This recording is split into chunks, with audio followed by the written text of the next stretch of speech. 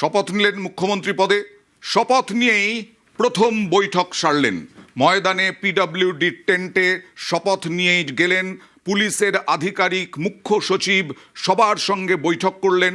বৈঠকের নির্যাস কি বেরোলো জানবো প্রতিনিধি সোমরাজের সঙ্গে। সোমরাজ, সূত্র মারফত জানা যাচ্ছে মুখ্যমন্ত্রী শুভেন্দু অধিকারী আজ রাজ্যের মুখ্য সচিব, স্বরাষ্ট্র সচিব, রাজ্য পুলিশের ডিজি, কলকাতা পুলিশের পুলিশ কমিশনার, অর্থ সচিবের সঙ্গে একটি বৈঠক করেন।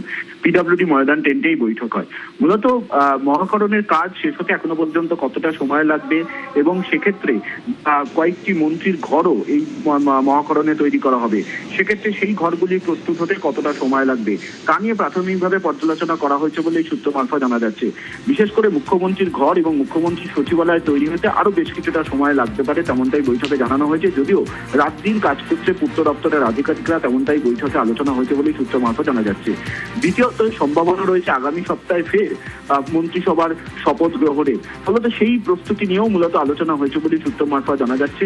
যদিও এই বৈঠকের বিষয় নিয়ে আনুষ্ঠানিকভাবে কোনো বিবৃতি বা কোনো আনুষ্ঠানিকভাবে কোনো কিছু জানানো হয়নি, তবে সূত্র মারফত জানা যাচ্ছে মূলত দুটি বিষয়। এক হচ্ছে যে আবারও মন্ত্রিসভার শপথ অনুষ্ঠান হতে পারে, তা নিয়ে একটি আলোচনা হয়েছে সংক্ষিপ্তভাবে, এবং দ্বিতীয়ত মহাকারণের কাজের অগ্রগতি কতদূর এবং কতদিনের মধ্যে তা শেষ করা যাবে তা নিয়েও একটি পর্যালোচনা করা হয়েছে। বেশ।